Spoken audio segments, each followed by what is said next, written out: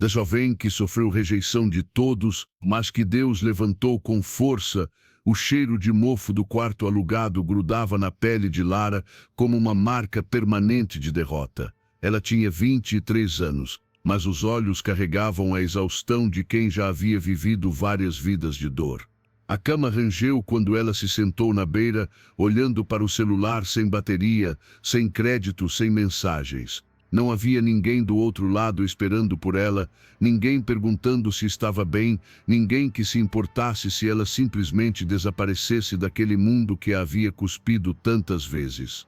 O silêncio do quarto era ensurdecedor, pesado como uma lápide sobre o peito. Ela fechou os olhos e tentou não lembrar, mas as memórias vinham como lâminas afiadas rasgando a alma.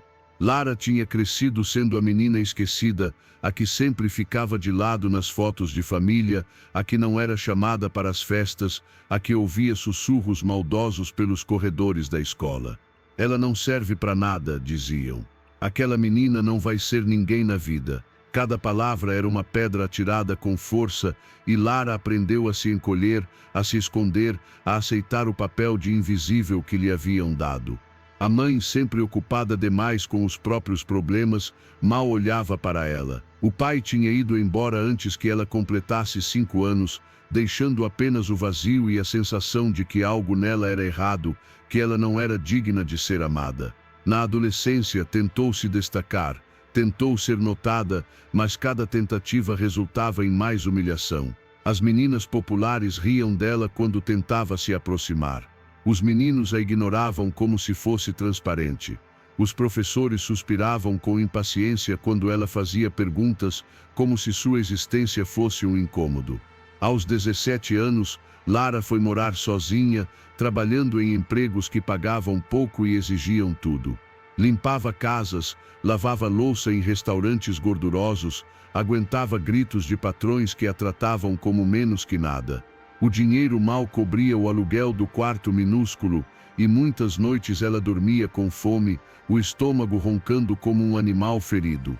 Tentou estudar, tentou fazer cursos, mas o cansaço era maior. A solidão era maior.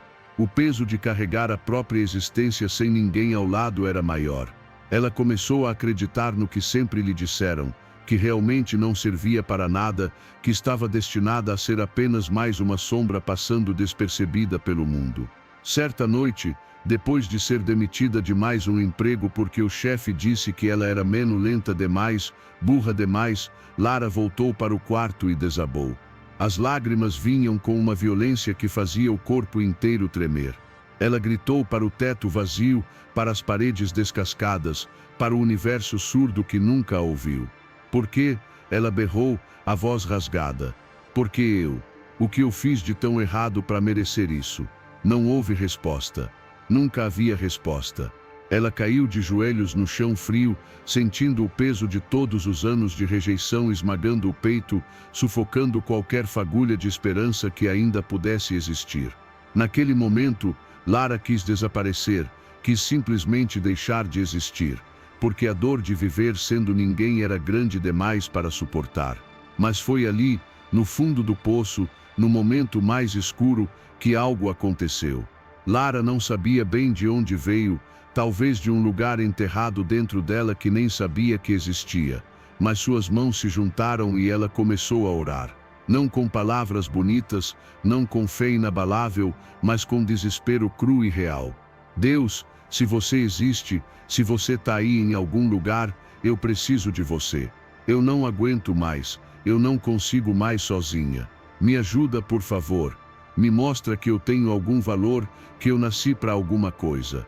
As palavras saíam entrecortadas, misturadas com soluços, mas eram sinceras como nunca antes. E pela primeira vez em anos, Lara sentiu algo diferente, uma presença suave, quase imperceptível, como uma mão invisível pousando sobre seu ombro. Os dias seguintes não mudaram de imediato. Lara ainda estava quebrada, ainda estava sozinha, ainda não tinha dinheiro nem perspectiva. Mas algo dentro dela tinha mudado. Ela começou a acordar e orar, mesmo que fosse só uma ajuda, Deus sussurrado antes de sair para procurar trabalho. Começou a ler versículos na internet, nos momentos em que conseguia acessar o Wi-Fi de graça em alguma lanchonete. As palavras pareciam falar diretamente com ela, pareciam dizer que ela era vista, que era amada, que tinha propósito. Você é preciosa aos meus olhos, ela leu em Isaías, e chorou porque nunca ninguém a tinha chamado de preciosa. Eu sei os planos que tenho para você, leu em Jeremias, e pela primeira vez ousou acreditar que talvez, só talvez houvesse um futuro diferente esperando. E então, as coisas começaram a mudar. Não de forma mágica, não de uma hora para outra, mas de maneiras que só podiam ser explicadas como divinas. Lara estava na fila do ônibus quando uma mulher começou a conversar com ela, perguntou sobre sua vida, ouviu sua história sem julgamento. A mulher, chamada Marta, era dona de uma pequena confeitaria e estava precisando de ajuda. Ofereceu a Lara um emprego, um salário justo e, mais importante, tratou-a com dignidade. Pela primeira vez em anos, Lara tinha um lugar onde era bem-vinda, onde seu esforço era reconhecido, onde alguém dizia bom trabalho e realmente significava. Ela aprendeu rápido, dedicou-se de corpo e alma, e Marta viu nela algo que ninguém nunca tinha visto: potencial, talento, brilho. Marta começou a ensinar Lara a fazer bolos, a decorar, a criar. E Lara descobriu que tinha mãos habilidosas, que tinha criatividade, que tinha um dom que estava enterrado sob anos de humilhação. Ela passava as noites assistindo vídeos, praticando, aperfeiçoando, e cada bolo que saía do forno era uma prova de que ela era capaz, de que ela valia algo. Os clientes começaram a pedir especificamente pelos bolos de Lara. A pequena confeitaria ganhou fama na vizinhança, e Lara se viu sendo elogiada, reconhecida, valorizada. Era como acordar de um pesadelo e descobrir que a vida podia ser diferente. Mas a transformação não parou aí. Um dia um cliente fotografou um dos bolos de Lara e postou nas redes sociais. A foto viralizou.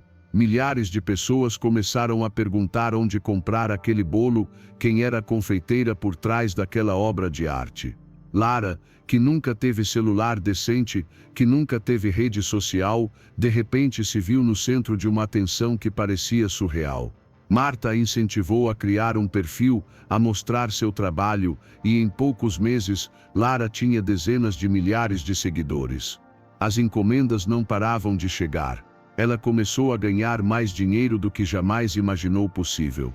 Saiu do quarto mofado e alugou um apartamento pequeno mas limpo, com janelas que deixavam a luz do sol entrar. Pela primeira vez na vida, ela tinha um lar. Mas o que mais tocou o coração de Lara não foi o dinheiro nem a fama que veio com o sucesso. Foi o dia em que uma jovem mandou uma mensagem dizendo que estava pensando em desistir da vida, mas que ao ver a história de Lara, ao ver que era possível se levantar do fundo do poço, decidiu continuar tentando. Lara chorou lendo aquela mensagem, chorou como não chorava desde a noite em que orou de joelhos no chão frio. Ela entendeu então que tudo o que passou, toda a dor, toda a rejeição, toda a humilhação, tinha um propósito. Deus a tinha moldado na fornalha do sofrimento para que ela pudesse ser luz para outros que estavam nas trevas. Ela não era invisível. Ela nunca foi invisível. Deus sempre esteve vendo, sempre esteve preparando, sempre esteve guiando, mesmo quando ela não percebia. Hoje, Lara tem sua própria confeitaria, emprega pessoas que, como ela, foram rejeitadas e esquecidas, e dá a elas a chance que alguém lhe deu. Ela fala abertamente sobre sua fé, sobre como Deus a levantou quando todos a derrubaram, sobre como o impossível se tornou possível quando ela entregou tudo nas mãos dele. Ela olha para trás e vê a jornada, vê a menina quebrada que foi e a mulher forte que se tornou, e sabe que nada disso foi por acaso. Cada lágrima, cada noite insone, cada rejeição, tudo serviu para esculpir o milagre que ela é hoje. Lara não é mais a menina esquecida. Ela é a prova viva de que quando Deus decide levantar alguém, não há força humana capaz de impedir. Quando você entrega sua dor a Deus, Ele transforma sua história de rejeição na maior prova de que o impossível é só questão de tempo nas mãos dele. Se essa história tocou seu coração, se você precisa desse lembrete de que Deus pode levantar qualquer pessoa de qualquer lugar, deixa seu like aqui embaixo para fortalecer essa mensagem. Inscreve-se no canal para receber mais histórias que vão renovar sua fé e te lembrar de que você nunca está sozinho. Compartilha com alguém que precisa ouvir isso hoje. Deus abençoe você.